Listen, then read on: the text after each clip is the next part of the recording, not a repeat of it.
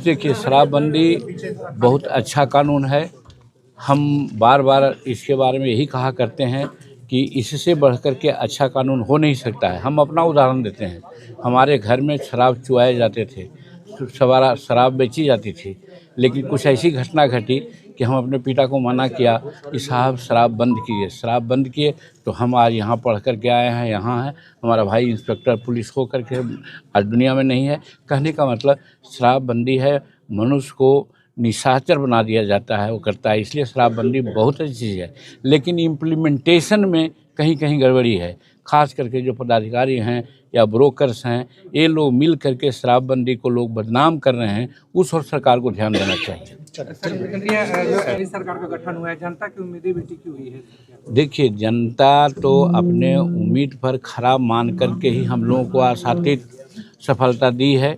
और बाकी जो काम हैं, खास करके बिहार में, अभी जैसा हमने कहा कि इंडस्ट्रियलाइजेशन का जहाँ तक सवाल है, बिहार में उसकी कमी है। उसको पूरा करने के लिए हमारे मुख्यमंत्री जी, अभी वर्तमान में आपने देखा होगा कि हाजीपुर के जो हमारे इंडस्ट्रियल इंस्टीट्यूट है उसको उन्होंने देखा है। प्रधानमंत्री जी ने भी यहाँ कहा कि हम यहाँ पर निवेश को हम इनवाइट करेंगे। आज तक ऐसा नहीं हुआ है कि कोई देश का प्रधानमंत्री किसी राज्य में निवेश करने के लिए आग्रह किया हो, लेकिन नरेंद्र मोदी जी ने बिहार में निवेश करने के लिए आग्रह किया है। इस आधार पर देखा जा सकता है कि यहाँ पर इंडस्ट्रियलाइजेशन होगा, उद्योग बढ़ेंगे, तो हमारे लोग जो आज अनियोजित हैं उनको रोज़गार मिलेगा। और हमारे बिहार सरकार का स्वप्न है कि हम अगले 5 वर्ष में लगभग 1 करोड़ लोगों को नियोजन या नौकरी देंगे। उसमें ये बहुत बड़ा सहायक होगा। नहीं, आप लोग बार बार हमारे बेटे की बात करते हैं, हम बेटा के बारे में कभी नहीं सोचते हैं। और बेटा भी इसलिए नहीं जाना जाता है कि वो जीतन मांझी का बेटा है, अपने कर्मों से वो जाना जाता है।